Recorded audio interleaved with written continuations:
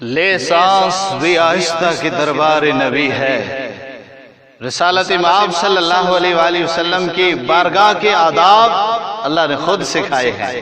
سورہ حجرات میں اللہ نے پورا طریقہ کار بیان فرمایا ہے کہ میرے نبی کی بارگاہ میں جانا ہے تو کیسے جانا ہے۔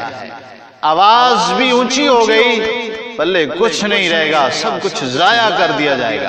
ارشاد فرمایا یا ایھا الذین آمنوا لا ترفعوا اصواتکم فوق صوت النبی، اے ایمان والو اپنی آواز کو نبی کی آواز سے اونچا نہ کرنا۔ اللہ اکبر۔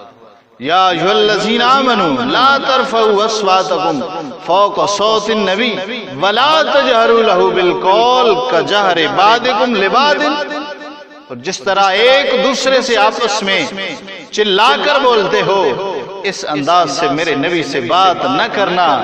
اور اگر ایسا کر بیٹھو، اگر یہ بے ادبی کر بیٹھو، پھر سزا کتنی بڑی رب نے رکھی ہے۔ ارشاد فرمایا ان تحبط اعمالکم وانتم لا تشعرون، تمہارے سارے سابقہ اعمال ضائع کر دیے جائیں گے، تمہارے اعمال برباد کر دیے جائیں گے۔ وانتم لا تشعرون، اور تمہیں شعور تک نہیں ہوگا، تمہیں پتہ تک نہیں ہوگا۔ تمہارے سامنے تمہاری خدمات دینیہ ہوں گی، تمہارے سامنے تمہاری تبلیغیں ہوں گی، تمہارے سامنے تمہارے چلے نماز تہجد اور نوافل ہوں گے، لیکن اگر میرے نبی کی گستاخی کر بیٹھی پلے کچھ نہیں رہے گا، سب کچھ برباد کر دیا جائے گا۔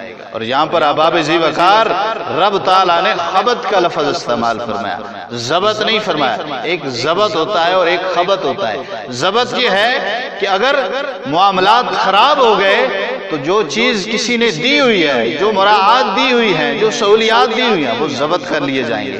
لیکن جب معافی ہو جائے گی، صلح ہو جائے گی، معافی کے بعد وہ ضبط کی ہوئی چیزیں وہ آپ کو واپس کر دیے جائیں گے۔ لیکن یہاں معاملہ دوسرا ہے، یہاں حبط ہے، ساری زندگی بھر کی تمہاری نیکیاں وہ ضائع ہو جائیں گی۔ اب تم معافی بھی مانگ لو گے تو تمہارے پلے کچھ نہیں رہے گا، وہ تمہیں واپس نہیں دیے جائیں گے، چونکہ گستاخ رسول جو ہے اس کی ایک ہی سزا ہے کہ وہ واجب القتل ہے۔ کتنی بڑی بارگاہ کے آداب، اب جتنی بڑی بارگاہ ہے اس کے آداب بھی اتنے ہی زیادہ ہیں۔ اور جنہوں نے ادب کا پہلو اختیار کیا ہے، سبحان اللہ، ان کے نام اور ان کا کام، ان کا مشن بھی زندہ ہے۔ آپ سنیے ذرا، امام مالک نے 40 سال تک مسجد نبوی میں بیٹھ کر درس حدیث دیا ہے، اور امام شافعی فرماتے ہیں امام مالک کی اس ادا نے مجھے فدا کر دیا، مجھے قربان کر دیا۔ محدثین کا یہ طریقہ ہے کہ جب حدیث بیان کرتے ہیں وہ کہتے ہیں قال قال رسول اللہ صلی اللہ علیہ وسلم، لیکن امام شافعی فرماتے ہیں کہ جب امام مالک درس حدیث بیان کرتے، مسجد نبوی میں بیٹھ کر حضور کا فرمان ہمیں سناتے، تو ان کی یہ ادا مجھے فدا کر گئی۔ وہ کہتے قال صاحب ھذا المزار، اس گنبد خضرا کے مکین نے یوں ارشاد فرمایا ہے، اس گنبد خضرا کے مکین نے یہ ارشاد فرمایا ہے۔ گنبد خضرا کی طرف اشارہ کر کے وہ عرض کرتے قال صاحب ھذا المزار، یہ ادب کا مقام تھا، یہ فدا ہونے والا مقام تھا۔ اور امام مالک فرماتے ہیں کہ مسجد نبوی میں بیٹھ کر ایک دن ایک سال نہیں 40 سال تک میں نے درس حدیث بیان کیا ہے، لیکن 40 سال میں ادب کا یہ پہلو میں نے ملوز خاطر رکھا ہے کہ جس کتاب سے پڑھ کر میں حضور کا فرمان سناتا تھا، اس کتاب کے ورق کے الٹنے کی آواز کو بھی پیدا نہیں ہونے دیا۔ یہ مقام ہے لے سانس بھی آہستہ کہ دربار نبی ہے۔ اور بندہ جب گستاخی کر بیٹھتا ہے، اعظم چشتی نے کہا تھا کہ یار نو میلی آنکھ نہ ویکھی، یار نو میلی آنکھ نہ ویکھی، مت مرسیں کافر ہو گئے۔ اس لیے جب بندہ اس نہج پہ پہنچ جاتا ہے، اور وہ لوگ جو حضور کی بارگاہ میں سلامیہ کے لیے حاضر ہوتے ہیں، ان کو چاہیے کہ وہ ادب کے ہر پہلو کو ملوز خاطر رکھے۔ باب السلام سے جب حضور کی بارگاہ میں سلامی دینے کے لیے جائیں تو آپ کو پتہ ہونا چاہیے کہ بھائی اس سے بھی بڑا کوئی دربار ہو سکتا ہے؟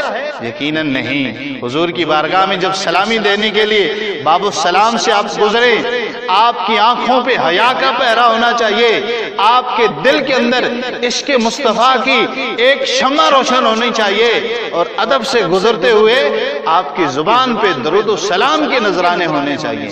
وہاں پر بھی لوگ دھکم دیر کر رہے ہوتے ہیں، وہاں پر بھی لوگ شور کر رہے ہوتے ہیں، وہاں پر بھی لوگ سیلفیاں لے رہے ہوتے ہیں اور اپنے گھر والوں کو لائیو ویڈیو دکھا رہے ہوتے ہیں کہ ہم حضور کی بارگاہ میں سلام پیش کر رہے ہیں۔ ارے جس بارگاہ کی تمہیں آداب کا بھی پتہ نہیں ہوگا، وہاں سے تمہیں پھر فیض کیا ملے گا؟ تو خدا را جب حضور کی بارگاہ میں حاضر ہو تو وہاں اپنے آنکھوں پہ حیا کے پردے اور درود و سلام کے نذرانے پیش کر کے ادب کی ایک پہلو کو اپنا کر حضور کی بارگاہ میں سلامیاں پیش کریں، درود و سلام کا نذرانہ پیش کریں۔ یہ سیلفیاں بعد میں بھی ہو سکتی ہیں، یہ تصویریں بعد میں بھی ہو سکتی ہیں، یہ بیک گراؤنڈ بعد میں بھی لگ سکتے ہیں، لیکن خدا را حضور کے آداب کا خاص خیال رکھا جائے۔